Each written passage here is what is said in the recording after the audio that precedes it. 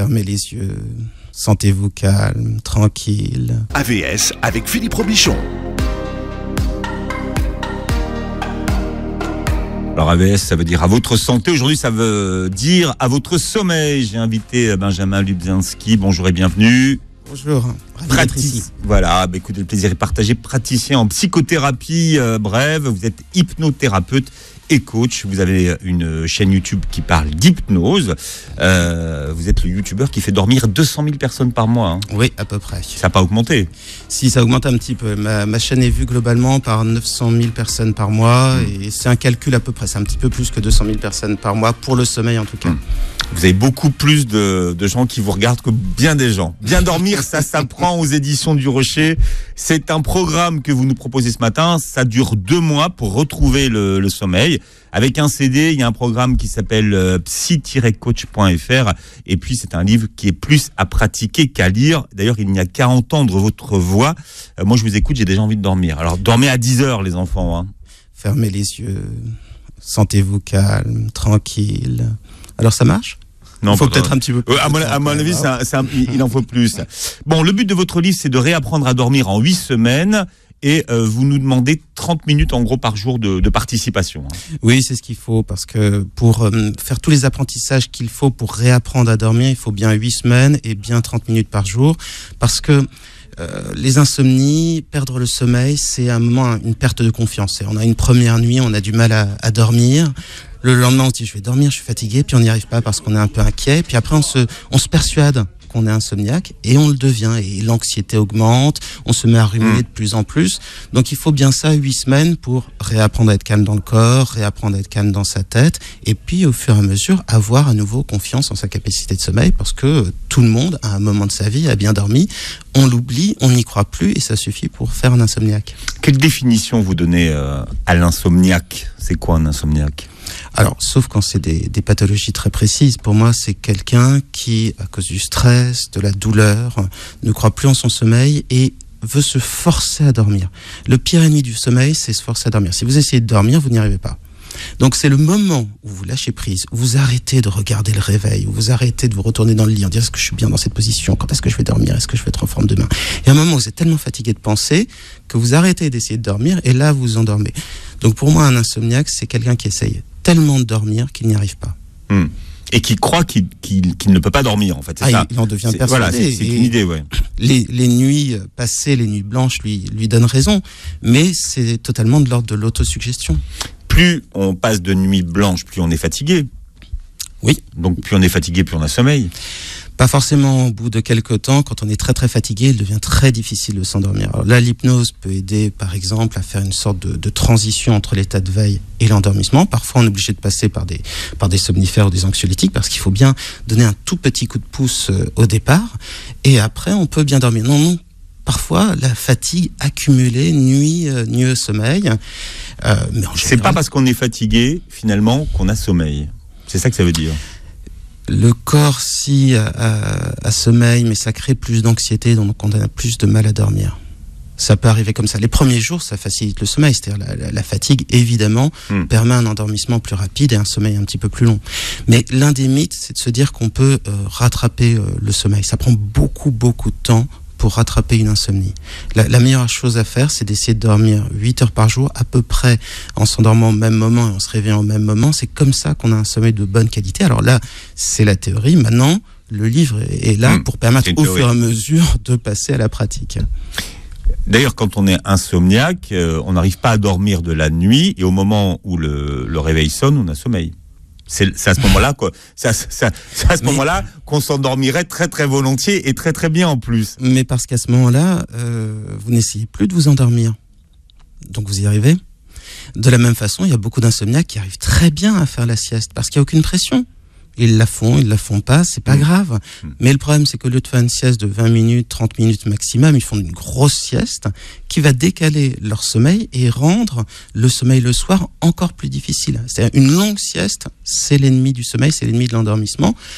une petite sieste, 20 minutes, idéalement vers 13h, c'est ce qu'on appelle le creux méridien, c'est un moment de baisse du métabolisme, le moment où on est fatigué, tout le monde est comme ça, c'est excellent parce que ça permet de bien récupérer, ça permet d'être plus calme, d'être plus concentré, c'est vraiment idéal, on devrait imposer la sieste dans les entreprises. Vous dites 20 minutes. 20 minutes, 30 minutes maximum. Ça, c'est l'idéal.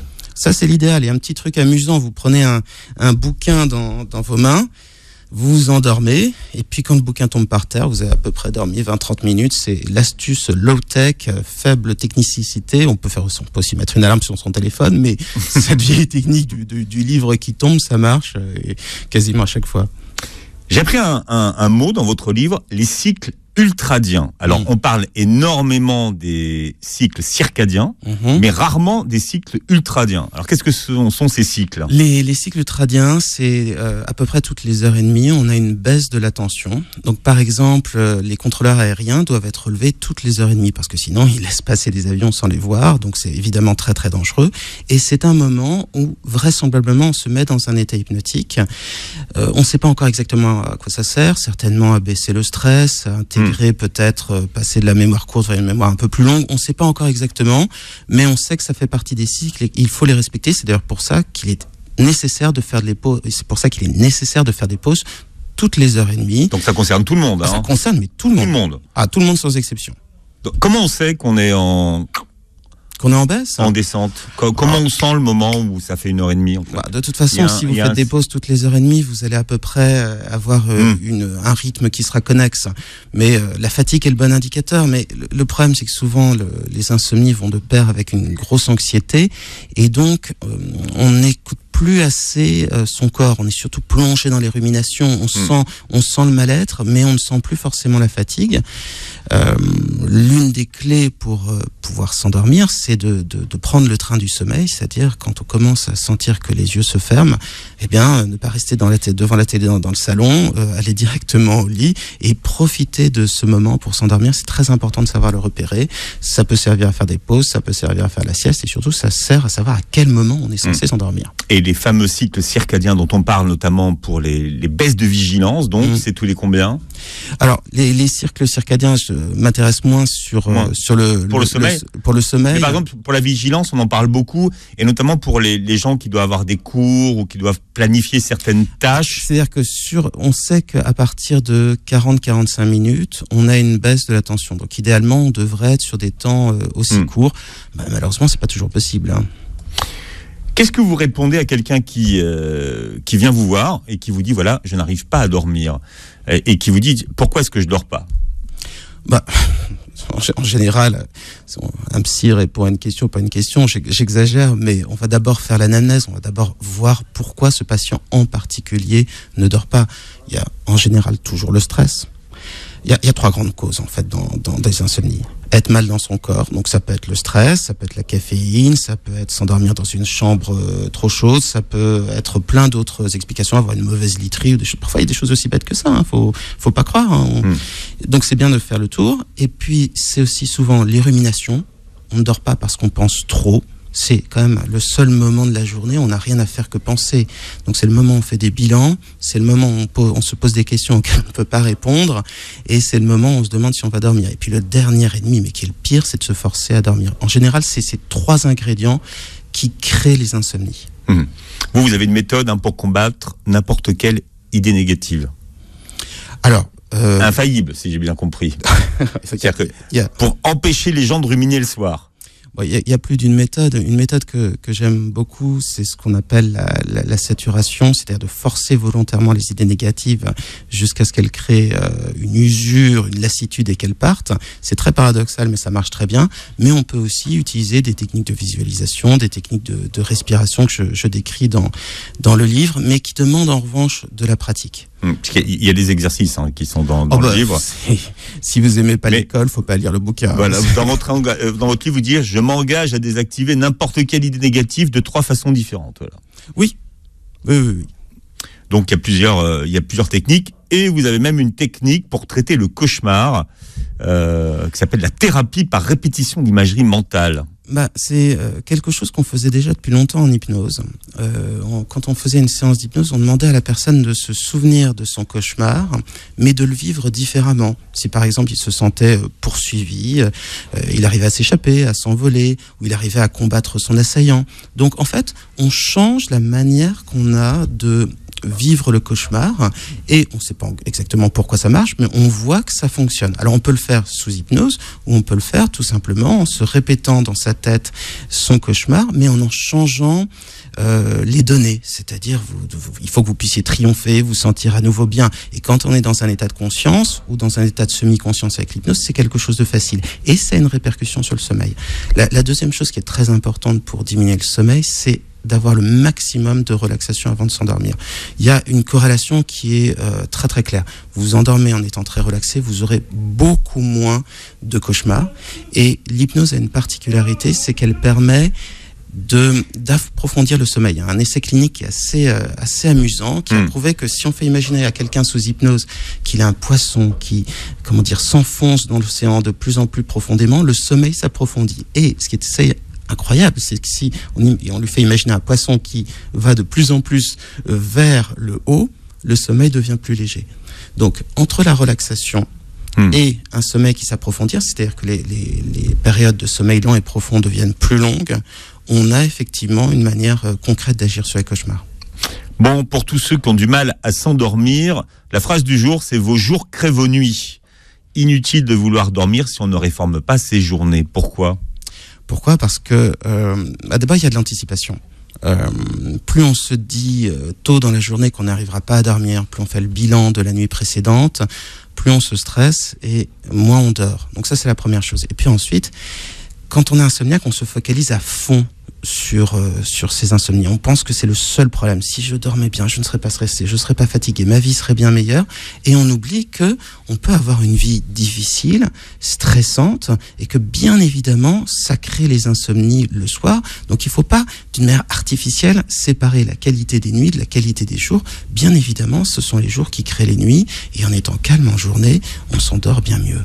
Donc c'est ça qu'il faut faire, vous appelez ça la réforme des journées. Oui.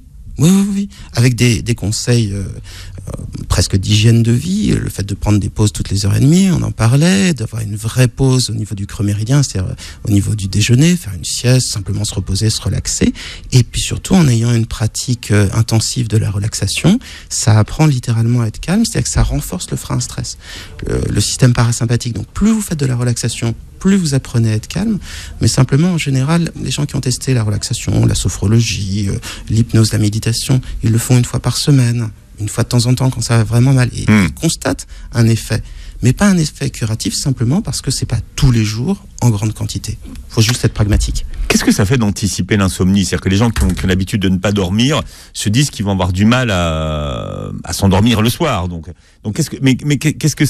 quel impact ça a sur l'insomnie en fait ? En fait, ça crée une sorte de phobie. C'est le même mécanisme. C'est-à-dire que la peur de ne pas dormir est au cœur de l'insomnie. Et quand on a une phobie, peu importe laquelle, si on est claustro par exemple, et qu'on se dit à l'avance, je vais devoir aller dans un ascenseur qui va monter sur 12 étages. Plus on se le dit à l'avance, plus le cerveau travaille, plus le corps se tend, et plus sur place, il va être difficile d'aller dans l'ascenseur.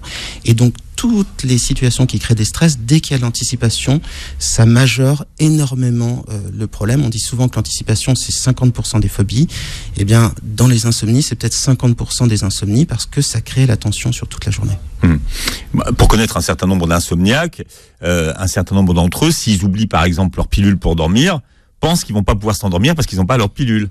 Oui. Et ils ne s'endorment pas, évidemment. C'est l'effet pervers. On recommande, quand on va voir un médecin, le médecin est un peu démuni parce qu'il se dit je peux donner des somnifères, je peux donner des anxiolytiques, mais c'est pas bon pour la qualité du sommeil. On dort moins bien quand on prend des somnifères, des anxiolytiques, on est davantage fatigué au réveil, donc c'est pas une bonne solution. Et on ne doit pas les donner sur un temps trop long parce que justement ça crée des dépendances psychologiques ou physiologiques.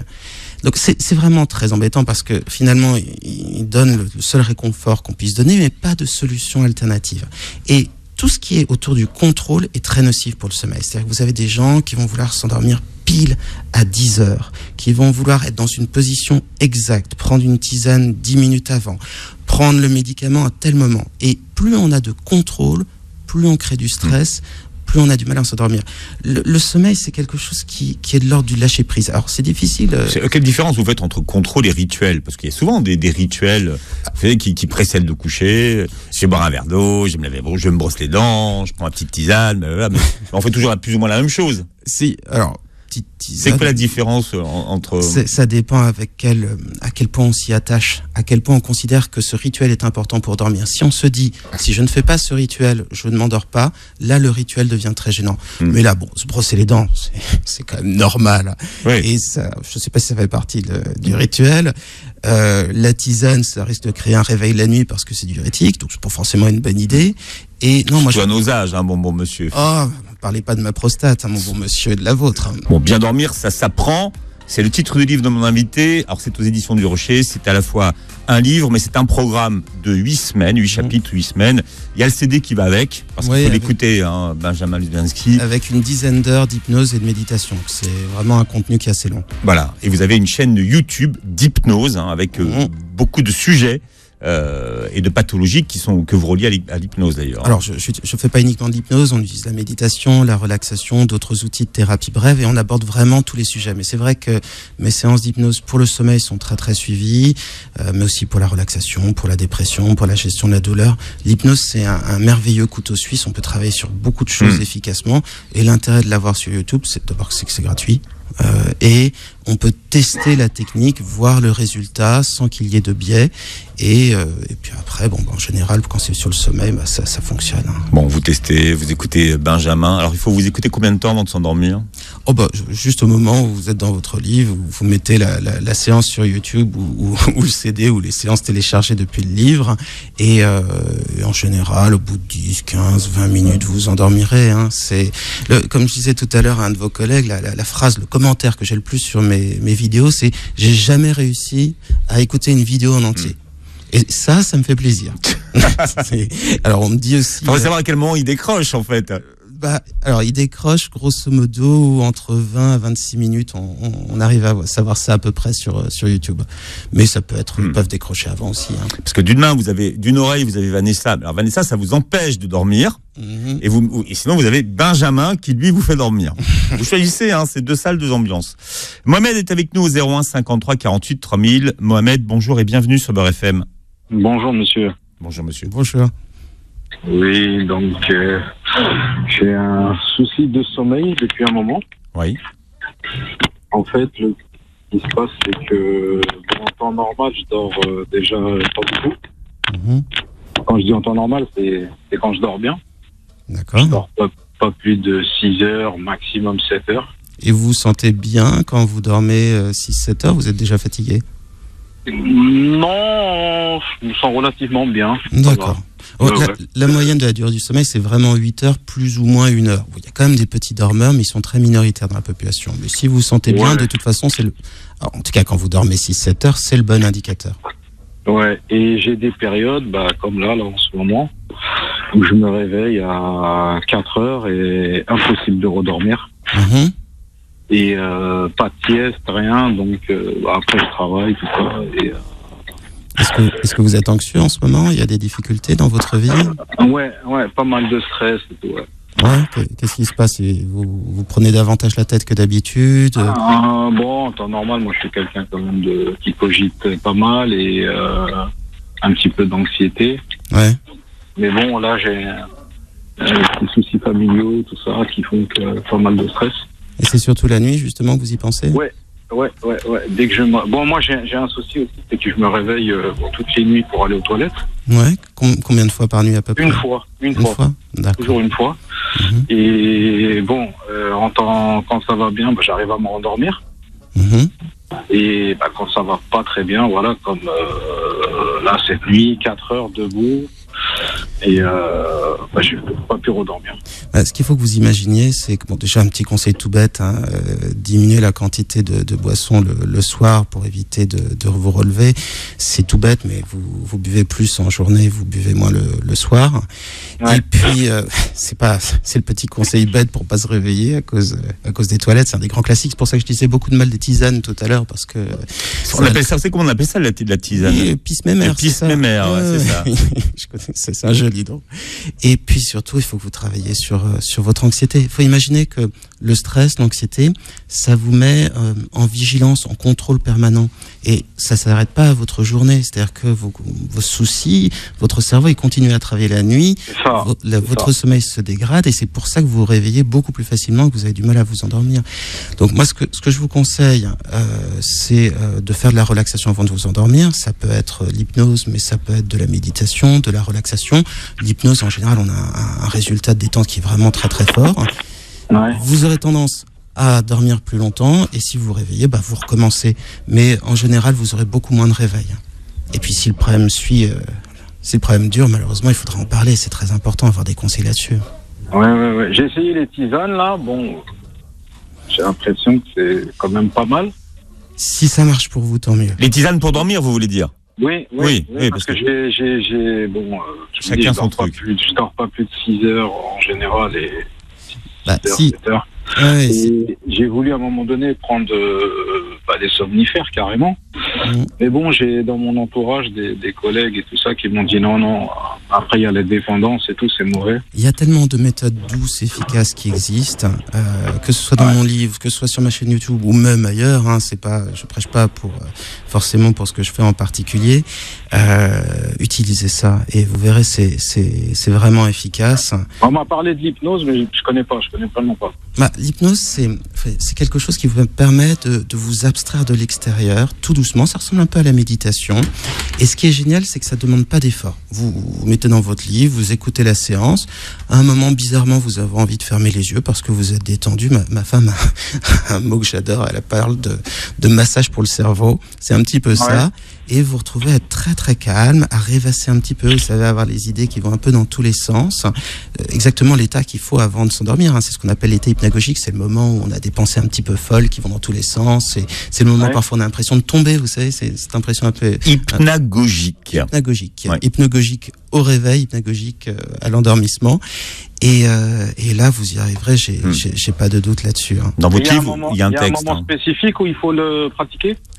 Il faut le pratiquer évidemment suffisamment de temps avant de vous réveiller pour que vous ayez une marge de manœuvre. Il faut le pratiquer au moment où vous commencez à être fatigué. En général, c'est ça le bon indicateur. Mais sinon, même si vous le pratiquez un peu trop tard ou au milieu de la nuit, ça fonctionnera. Pas de souci. D'accord, je vais essayer. Je disais que dans votre livre, il y a un texte qui permet justement de tomber dans ce fameux état dont vous parlez. Oui, c'est une expérience amusante. À lire, une expérience amusante que j'ai mise en place. L'hypnose, on peut y arriver de plein de manières. La plus courante, c'est un accompagnement par la voix. C'est ce qu'on appelle pacing and leading en anglais. C'est accompagner pas à pas et puis progressivement, on dirige vers la détente. Mais on peut le faire aussi par des gestes, ça peut marcher, et on peut le faire par la lecture. Donc c'est un texte qui dure qui fait quelques pages et où il y a tellement de suggestions pour se détendre, s'endormir, qu'en général vous n'arriverez pas à lire le texte jusqu'au bout, ce qui est très amusant. Et à la fin du livre, j'ai aussi fait une nouvelle, une histoire avec plein de suggestions. Qui est très longue pour le coup. Ah mais oui, elle est longue. Longue comme dans Ennuyeuse. Non. Mais c'était le but. Je voulais que ce soit un peu. Après, je me suis dit, c'est normal que tu t'endormes avant. On sent le grand lecteur. L'hypnose, donc on peut le faire aussi par des suggestions, par l'écrit. Ça fonctionne. C'est vraiment une expérience amusante à faire. En tout cas, restez pas seul. Du coup, Mohamed, on l'a perdu, il s'est endormi là. Non. On a perdu Mohamed qui s'est endormi. Non, je vous écoute attentivement. Moi, j'ai une question. J'ai un ami qui est adepte de ce qu'on appelle le Miracle Morning aujourd'hui, donc il faut se lever tôt le matin, et qui dit que l'énergie que tu vas consacrer à vouloir te réendormir quand tu te réveilles au milieu de la nuit, tu devrais la consacrer à te lever. Et finalement, est-ce que 4 heures du matin, la solution, ça serait pas de se dire que la nuit est finie ? Alors, ça peut être une solution. Dans les thérapies cognitives et comportementales, on suggère aux gens qui sont insomniaques, quand ils n'arrivent pas à se rendormir au bout de 5 minutes, de se lever, de faire autre chose. Le but, c'est d'associer le lit au lieu où on s'endort. Et effectivement, grâce au TCC, la qualité du sommeil s'améliore. On ne dort pas bien plus longtemps, mais on se sent plus en forme et on est moins angoissé. Mais très honnêtement, on a tous des réveils dans la nuit, plus ou moins courts. L'idéal, c'est de pouvoir se rendormir. Mais si au bout de 5 minutes, c'est pas fait, il faut au minimum couper cette tentative de s'endormir. Oui, il faut pas lutter, quoi, c'est ça. Faut pas lutter. Mais en revanche, le calcul qui est, je vais prendre du temps sur mon sommeil pour pouvoir faire des choses formidables, c'est un très mauvais calcul parce que si vous manque du sommeil, vous serez stressé, vous serez déprimé. Donc votre miracle morning, il va faire point et vous donner. C'est bizarre votre. Ah oui, vous faites bien le. Oui, mais il veut pas faire de bruitage. J'avais besoin d'un bruitage. C'est une émission à petit budget. Oui. Donc, moi, le problème, c'est que je me couche tard. Donc, si je me couchais vers 21h30, 22h, je me lève à 4h, ça fait 6h. Ça va, plus ou moins. Mais le problème, c'est que je me couche vers minuit et demi. Ah, bah oui. Faut déjà pas chercher plus loin. Vous vous couchez trop tard. Votre corps a besoin de dormir plus tôt. Moi, j'ai une seule phrase, c'est on peut pas négocier avec le sommeil. Si vous essayez de l'arnaquer, de prendre du temps, même pour faire des trucs super sympas, il vous rattrapera derrière. On peut pas échapper aux impôts et au manque de sommeil. Donc, franchement, couchez-vous suffisamment tôt. Ça vous permettra aussi de pas vous mettre la pression. Vous direz, c'est bon, j'ai suffisamment d'heures devant moi, je vais quand même suffisamment dormir. C'est vraiment important. Je vais essayer l'hypnose. C'est super. Merci Mohamed. Alors, vous pouvez aller sur la chaîne YouTube de Benjamin. Rappelez le nom de votre chaîne. Alors, youtube.com/iCoaching. Vous tapez Lubzinski, vous faites autant de fautes d'orthographe que vous voulez sur le nom et on tombe à peu près dessus. Vous tapez hypnose et le type qui a des lunettes et une barbe rousse, c'est moi. Vous me reconnaissez très facilement. Et donc, vous pouvez écouter et ça marche. Ça fonctionne très très bien. On va dans le Nord. Merci Mohamed pour votre appel. Naïma, vous êtes avec nous. Bonjour et bienvenue sur Beurre FM. Bonjour Naïma. Oui, bonjour à vous deux. Bonjour Naïma. Bonjour. Alors moi j'ai une petite question. J'ai des problèmes de sommeil c'est mon corps qui réagit. À partir du moment où il fait un temps humide, brumeux, je me lève vers 3h, 4h du matin. Et là, je somnole toute la nuit, pas possible de dormir. Donc, est-ce qu'il y a une solution sur ça ou pas ? Comment vous vous sentez ? Qu'est-ce qui fait que l'humidité vous empêche de dormir ? C'est une très bonne question. Ça crée un inconfort ? Oui. Un confort, je sais pas dormir en fait. Ouais, j'ai une sensation de chaleur, mais il fait 17-16 degrés dans ma chambre, donc c'est pas possible. Et je me tourne toute la nuit et je n'arrive pas à me rendormir, donc c'est une horreur. Peut-être que votre maison, alors pardon d'être le bon coin près de chez vous, mais peut-être que votre maison est un peu humide justement parce que vous la chauffez pas suffisamment. En général, on dit qu'il faut avoir une chambre aux alentours de 19 degrés pour bien s'endormir parce qu'on doit perdre 1 degré pour être capable de s'endormir justement. Mais à 16 degrés, ça favorise l'humidité. Et donc, je vous conseille. Pour le coup, c'est pas assez. Oui, si vous mettez un peu plus de chauffage, il fera plus sec et vous dormirez mieux. Je pense que c'est la réponse la plus simple que je puisse vous donner. Ouais. Mais je pense pas que ce soit ça parce que j'ai testé pas mal de solutions. Je l'ai laissé à 18 degrés, à 19 degrés. J'ai changé de logement entre deux. Donc, j'essaie de trouver des solutions à baisser, à remonter la température. Et je vais pas dire que je dors mieux avec 16 degrés que 18 degrés quand il fait ce temps-là. Mais je suis obligée la nuit de me lever, d'ouvrir ma fenêtre. Et je sais qu'au petit matin, il fait 16 degrés. Quoi, en fait. Vous avez des bouffées de chaleur ou des choses comme ça ? Je peux même pas vous expliquer, c'est mon corps, c'est bizarre. Vous savez, ça peut être tout à fait de l'ordre de l'autosuggestion. Si vous êtes suffisamment dit, quand il fait humide, je vais me sentir mal et je vais pas arriver à dormir, ça peut tout à fait être complètement autoréalisateur. Pareil, relaxation, hypnose, méditation, tout ce qui va détendre votre corps. Et de toute façon, en détendant le corps, les muscles se détendent et on a moins chaud. Je pense vraiment que ça va vous aider exactement de la même façon que l'auditeur précédent. D'accord. Bon, moi, je vais tester votre méthode. Par contre, est-ce que je peux avoir l'adresse du site ? J'ai pas eu le temps de la noter. Alors, c'est youtube.com/iCoaching, e-coaching, ICOACHING. Vous tapez Benjamin Lubzinski, vous me trouvez facilement sur YouTube. Et le livre s'appelle Bien dormir, ça s'apprend. On cite l'éditeur, ce sont les éditions du Rocher. Merci Naïma. Merci à vous, une très bonne journée, bon courage. Évidemment, tous ceux qui ont une bonne qualité de sommeil ne peuvent pas comprendre ce que vivent ceux qui n'arrivent pas à dormir, ceux qui sont insomniaques, et de savoir les répercussions que ça a sur leur vie de tous les jours. C'est quand même 1 personne sur 2 qui dort mal. Et il faut se dire que les Français dorment en moyenne 6h45 au lieu de 8h. Donc c'est un problème qui touche tout le monde, même si on ne s'en rend pas compte. Donc dormir 8 heures, c'est être plus en forme, c'est perdre un peu de poids, parce que ne pas dormir suffisamment, ça fait prendre du poids, c'est être en meilleure santé. Pourquoi c'est quoi le lien ? Or là, le lien précis et médical, il faudra que vous demandiez à au docteur de labo, oui, au docteur Alouche. Mais c'est vrai que moins dormir, ça fait prendre du poids ? Ouais, ça participe à l'obésité, très clairement. À plein de choses. Ça participe également au développement du diabète, aux problèmes cardiaques. Enfin, ça touche à peu près tout. Le sommeil est là pour nous permettre de récupérer, de guérir, de faire aussi une pause entre 2 journées difficiles. Et donc, dès que on touche au sommeil, c'est terrible. Le sommeil, c'est un réflexe naturel ? Ce sommeil, c'est un réflexe naturel. On est tous équipés pour dormir. Plus on essaye, en revanche, de se forcer à dormir, moins on y arrive. C'est-à-dire que dès qu'on n'est plus dans un mouvement inconscient de lâcher prise, dès qu'on essaye de le contrôler, là, on commence à le perdre. Nawel, vous êtes là au 01 53 48 3000. Nawel, bonjour et bienvenue. Oui. Bonjour. Bonjour Nawel. Bonjour. Écoutez, bonjour à vous. Je voulais juste apporter mon témoignage parce que c'est simple, ça fait 3 semaines un peu que j'écoute vos vidéos. Ça fait plaisir. Et ça fait 3 semaines que j'ai retrouvé mon sommeil. Donc ça tombe bien que vous soyez sur Beurre FM ce matin parce que. Je sais pas que vous faisiez appeler vos cousines, Benjamin. C'est intéressant ça. C'est toute la famille. La cousine. J'en ai même parlé à pas mal d'amis. Ouais. J'avais un gros problème de lâcher prise. J'ai un boulot qui est très très très prenant. Des difficultés à dormir, mais c'est pareil, je me couchais, il était minuit, 1h du matin. Encore hier soir, à 22h, j'ai écouté une des vidéos pour s'endormir et vraiment lâcher prise. Voilà, je les ai à peu près toutes écoutées, même sur les pensées négatives, je les ai vraiment toutes faites. Et, si vous les avez toutes écoutées, comme il y en a beaucoup, c'est que vous dormez pas tant que ça. Si, au contraire, je les écoute avant de dormir et j'arrive à avoir un sommeil qui est quand même plus réparateur que ce que j'avais jusqu'à présent. Et alors, c'est pareil, j'étais très sceptique, moi, au niveau de l'hypnose. Je ne crois que ce que je vois. Alors, les 2-3 premières vidéos, forcément, on écoute, mais on écoute à moitié.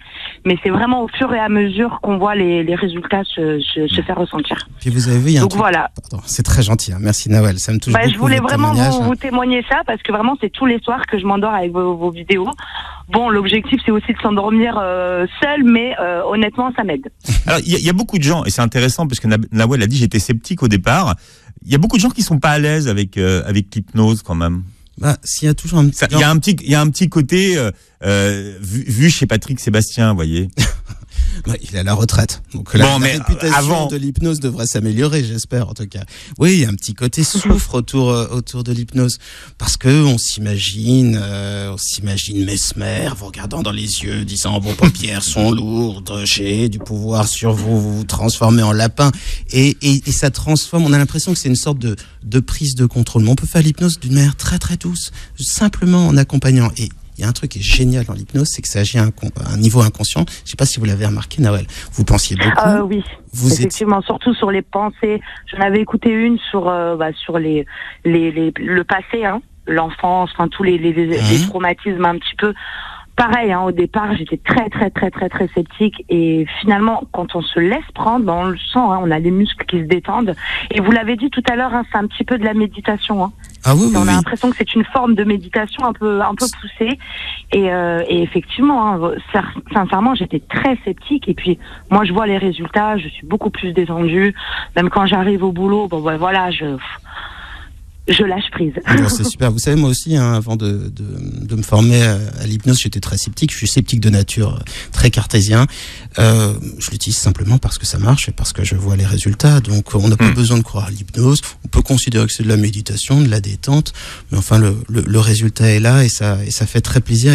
Et ce témoignage me touche, comme tous les commentaires aussi que je reçois, où on voit que des vies changent énormément simplement parce que on est plus détendu, on pense moins, parce que on dort mieux. Vous parliez tout à l'heure des 50% de la population qui ne comprennent pas la douleur que c'est de ne pas dormir.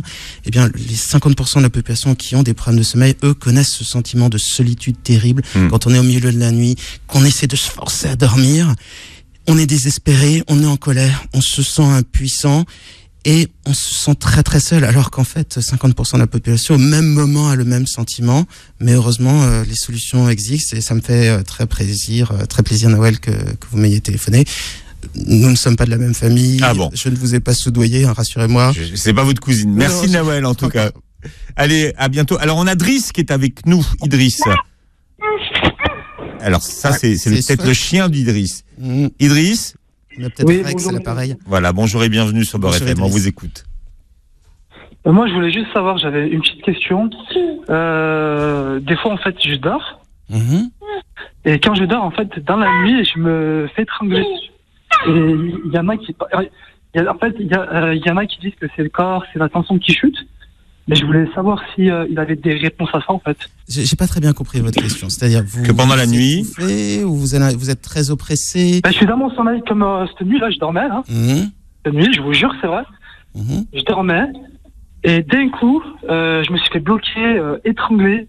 Je pouvais plus bouger. Et j'ai cru que j'allais mourir, en fait. D'accord, vous étiez réveillé et votre corps n'arrivait pas à bouger, c'est ça? J'arrivais plus à bouger.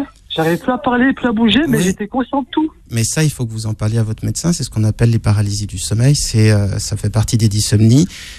Mais alors pour le coup, c'est pas un problème qui va pouvoir être qu'on va pouvoir résoudre facilement comme des problèmes d'insomnie courants. C'est une vraie pathologie. Vous avez des médicaments qui peuvent l'accompagner. La grande partie du travail, c'est de dédramatiser. C'est-à-dire que c'est pas une pathologie qui est dangereuse. Franchement, j'ai cru que cette nuit, j'allais mourir. Ah mais oui, c'est très angoissant. Mais respire, sinon tu vas.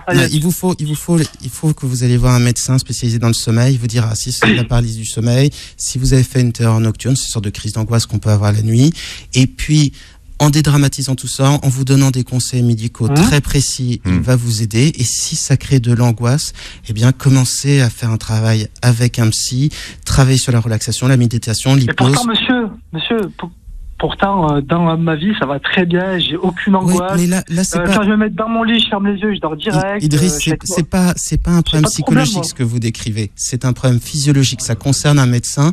Il faut impérativement que vous lui en parliez. C'est un symptôme qui est connu et ça se traite, mais avec un médecin, c'est pas parce que vous auriez des soucis que vous seriez stressé d'un coup. Donc ça, c'est vraiment, il faut vous diriger, votre médecin généraliste va vous conseiller, vous diriger vers un spécialiste et vous aurez toutes les réponses. C'est un problème assez courant, mais c'est pas un problème psychologique. C'est un problème médical. Très bien. Bon, j'espère que Idriss, on vous a rassuré. Merci beaucoup pour votre appel. C'est Karima qui est avec nous au 01 53 48 3000. Karima, bonjour et bienvenue sur Beurre FM. Oui, bonjour. Bonjour Karima. Oui, en fait, moi, c'est... bonjour à vous. Je m'excuse parce que là, je viens juste d'ouvrir la radio et de vous écouter. J'ai des problèmes aussi J'ai des problèmes de sommeil et surtout, je me réveille avec une peur, en fait. J'ai l'angoisse quand je me réveille le matin. J'ai beaucoup d'angoisse. Oui, et quels sont vos problèmes de sommeil Le problème de sommeil, en fait, j'ai pas déjà la nuit, j'ai pas sommeil et je dors pas tôt. J'arrive pas à dormir tôt. Et c'est difficile quand j'arrive dans mon lit, c'est difficilement pour m'endormir.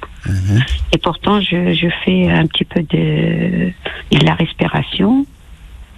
Mais malgré ça, j'arrive pas à trop dormir. Des fois, je suis dans mon lit vers minuit jusqu'à 1h du matin, je m'endors pas.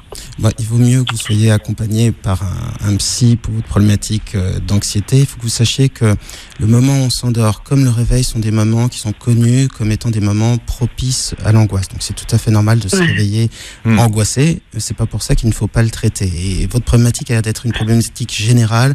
Vous devez avoir beaucoup de ruminations, beaucoup de pensées négatives. Vous devez vous sentir mal, pas uniquement quand vous dormez. Et votre corps, à cause de ça, il est tout le temps en vigilant, toujours à penser, toujours à essayer de résoudre les problèmes. Et c'est très très bien de faire la respiration, mais toutes les stratégies de relaxation, il faut les faire à haute dose. C'est-à-dire, si vous faites pas 3-4 séances de 5 minutes par jour de respiration, c'est une dose un petit peu ridicule. Il vaut mieux, par exemple, si vous faites une séance d'hypnose, vous allez avoir énormément de relaxation d'un coup. Mais l'idéal, c'est de cumuler les techniques, c'est-à-dire d'avoir une technique comme l'hypnose qui apporte énormément de relaxation. Dessus, travailler sur la respiration. C'est tellement simple de travailler sur la respiration. C'est-à-dire, chez moi, je peux faire ça, l'hypnose, c'est ça?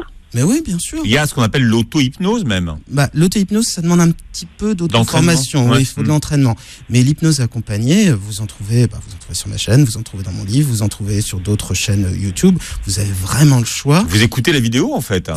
Oui. En fait, on fait des vidéos, mais on écoute juste le son.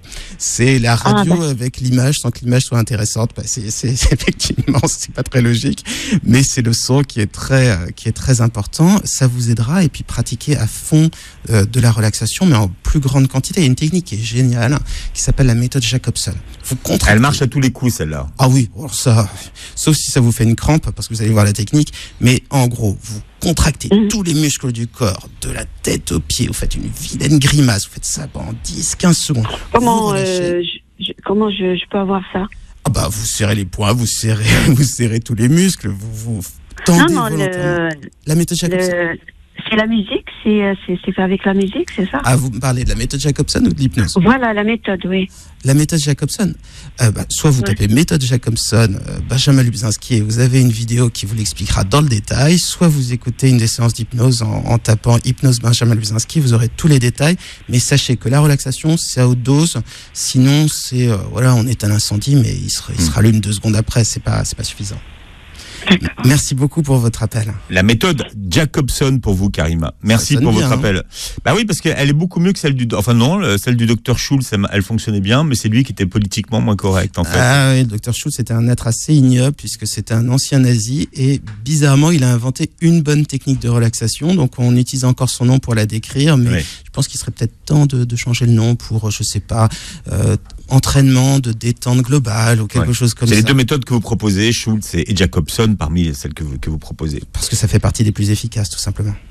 Il y a on parle beaucoup des bruits blancs aujourd'hui. C'est la grande mode des bruits blancs. Qu'est-ce qu'on appelle un bruit blanc? Un bruit blanc, c'est un bruit qui couvre toutes les longueurs d'onde. Donc, par exemple, ça peut être le bruit d'un ventilateur, ça peut être le bruit d'un lave-linge, ça peut être le bruit de la pluie. Si vous êtes, par exemple, près d'un lave-linge, on peut crier, vous n'entendez rien. Donc, ces bruits blancs créent une sorte de cocon de bruit et ça détend. C'est propice à l'endormissement. C'est propice à l'endormissement, surtout pour les gens qui sont vraiment très en vigilance et qui sont sensibles au moindre bruit, parce que ce sont les bruits en général qui créent les réveils. D'ailleurs, même pour les bons dormeurs. C'est-à-dire que si vous êtes un très bon dormeur, mais que vous avez une voiture qui passe devant votre vitre, vous allez vous réveiller et vous s'en souviendrez peut-être pas le lendemain, mais vous serez fatigué. Donc, avoir du double vitrage si on en est les moyens, éviter les zones où il y a du bruit, ça améliore singulièrement le sommeil, et c'est valable même pour les très bons dormeurs.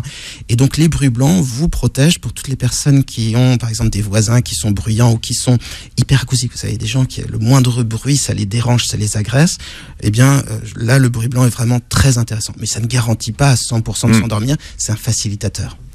Alors, on a Karima qui est là au 01 53 48 3000. Karima, bonjour et bienvenue sur Beurre FM. Si, bonjour. Bonjour Karima. Alors, bonjour, moi, mon problème, le soir, je regarde la télé sur mon canapé, je m'endors très très bien. Alors, je me réveille, j'éteins ma télé, je viens dans ma chambre. Alors, impossible de fermer l'œil. J'adore ce cas-là parce qu'en fait, il est tellement courant en plus. Vous prenez le train du sommeil et vous sortez à la première gare en vous disant pas qu'il faudrait rester dans le train du sommeil et aller jusqu'à la destination qui est le réveil le matin. Mettez la télé dans votre chambre parce que si vous endormez systématiquement, au moins là vous pourrez vous endormir d'un coup. Mais il y a pas, et là pour le coup il y a pas de, on peut se rendormir avec l'hypnose, ça marchera, mais il faut profiter de ce que le corps peut apporter naturellement. La télé vous endort, mais profitez-en. Regardez la télévision dans votre chambre. Simplement, regardez-la sur un écran loin, parce que si vous la regardez sur votre tablette, votre smartphone, ça vous empêchera de dormir. Mais si vous le regardez sur la télévision, ça vous aidera à vous endormir. Vous endormirez d'un coup et vous n'aurez plus le problème. Mais c'est normal. Après s'être endormi, d'avoir du mal à se rendormir, c'est valable pour absolument tout le monde. Donc vous n'avez pas de problème de sommeil, c'est juste que vous choisissez mal l'endroit où vous endormez. Désolé Karima, c'était une petite critique, mais j'espère qu'elle vous sera utile. C'est gentil à vous. Merci beaucoup. Bonne journée à vous. Merci Karima pour votre appel. On va terminer juste pour ceux qui font du sport le soir ou qui vont à la gym ou qui ont tendance à courir le soir. C'est une bonne idée, ça, pour le sommeil? C'est une très très mauvaise idée parce que ça repousse l'endormissement. Donc, si vous faites du sport le soir en vous disant ça va m'aider à dormir et vous dites non, mais pourquoi j'arrive pas à dormir, je suis encore plus inquiet, c'est une très mauvaise idée. Il faut faire du sport plutôt en journée. En gros, faut pas le faire après 4-5 heures de l'après-midi. Donc, s'organiser sur la pause du déjeuner, faire un petit peu de sport, mais surtout pas le soir. Bon, malgré tout, il y a des exceptions. Oui, il y en a qui ça pose aucun problème. Ça aide à s'endormir. Mais en général, c'est une très très mauvaise idée. En revanche, une demi-heure de marche par jour, c'est excellent pour dormir mieux. Et on est tellement sédentaire de nos jours que tout le monde ne peut pas se targuer de faire une demi-heure de marche. Donc, c'est une raison supplémentaire de se mettre un tout petit peu au sport.